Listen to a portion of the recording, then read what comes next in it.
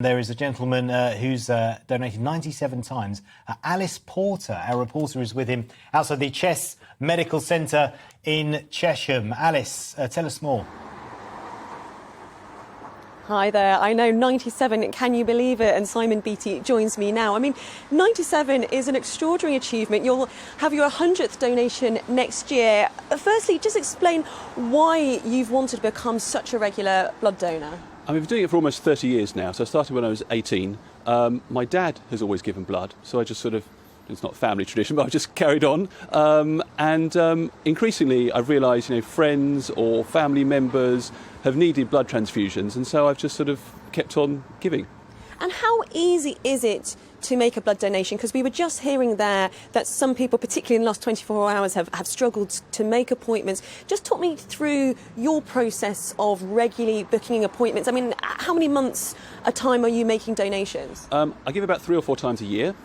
And whenever I've given, the next day I go online or go on the app, there's a blood app, and book my next appointment 3 or 4 months hence. I mean, it will tell you when the next time is you can give, and then you just choose a time which you want to turn up and do it, and just make sure you keep the appointment when the time comes.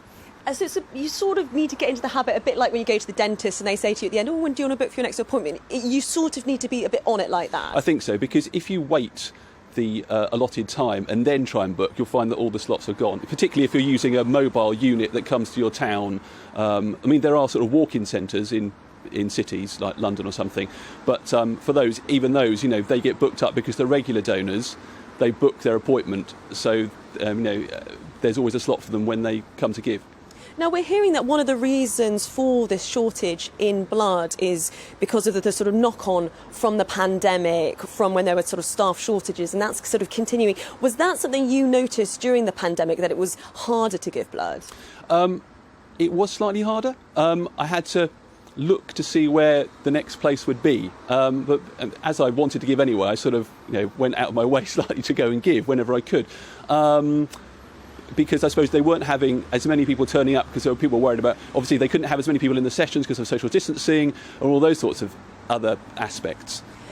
And I just final question to you is, I know some people watching this may think this what you're doing is absolutely sort of marvellous, but say, look, I'm a bit squeamish, I'm not great with needles. I know you said to me earlier that actually you're a bit squeamish as well and can feel a bit faint. What would your sort of advice be? Yeah, I am. I mean, I don't want to watch other people do it, but I don't mind just lying back and not thinking about it and just lying there for 5 minutes. I mean, every donation can save up to 3 people's lives. So you think if you're doing that 3 or 4 times a year, that's an amazing thing to do. Absolutely. Look, Simon, thank you so much for meeting me. Hopefully we can meet you for when you have your 100th donation. I have to say, I have donated blood before, but it's been a long time, so you've inspired me to get back there and make an appointment. So thank you so much for your time. I mean, such an important issue whilst we're having these blood donation shortages.